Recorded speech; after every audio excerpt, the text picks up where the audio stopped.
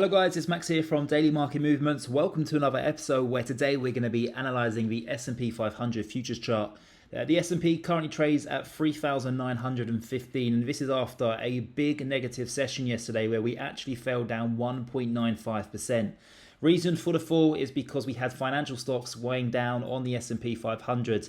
We had stocks like JP Morgan and Goldman Sachs which were all trading down 5% during yesterday's trading session, and this is due to the fact there's been a wobble in the regional banks, a wobble with the regional banks in the US, and this is just due to the very fast pace of rate hikes that has occurred in the US, and we are starting to see cracks in the system.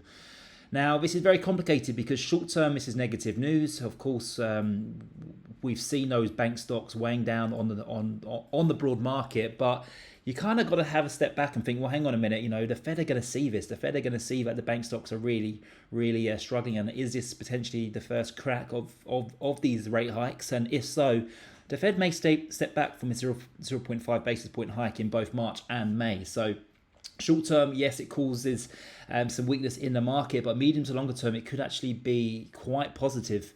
But of course, today we have the non-farm payrolls figure, and this is going to be what dictates where the market goes for the next 2 to 3 trading sessions. Of course, January, the number was 520k. I think the expectations going into this print is 200 to 250k. What I'm expecting, I'm not expecting numbers to come in lower than estimates. I'm expecting a number to come in around 250, maybe 300, maybe even up to 350k.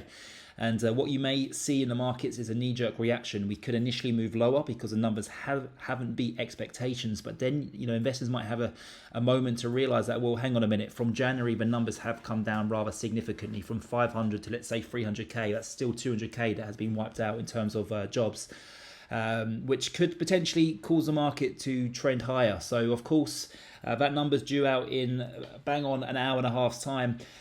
When I'm currently filming this video. So I think if the number does come in a lot better than expected, we could see a pair of most of the losses that occurred during yesterday's trading session, and we could go and target back up towards 4,000. But if for whatever reason the number did come in higher or north of 500k, let's say, or even 450k, you could see this market deteriorate rather rapidly. And I think the next area of support here for the S&P 500 is this 3,850 to 3,800 area. This is the December lows that occurred in the market. Now, it would be my guess that we do not break below these lows. I'd still believe this market holds. I still like buying the dips here in the S&P 500. In fact, I've just rebought some this morning. I closed out a trade that I had open with my signal team in a loss late last night at around 3,900. And I just wanted to see how low this market could potentially go. And we did go a further 15 points, but we have managed to find some stable ground here. So I have now gone ahead and reopened this trade ahead of the non-farm payroll figures. But yeah, I don't think that we are going to break below 3,800. I think that that's an area which will hold the market ultimately, and it will cause us to trade back up towards those February swing highs. I did mention it actually over in my signal team with regards to the research that I post every single day, that from the 15th of March, so the 10th trading session of this month, from a seasonal perspective, there does tend to be a very sharp rally going into the end of the month, and April is not that bad either. So what I am anticipating for is perhaps some more weakness as we go into next Wednesday, but from Wednesday onwards, that's when I really do anticipate for a very strong bounce in the S&P 500, and I want to be a participant in that market.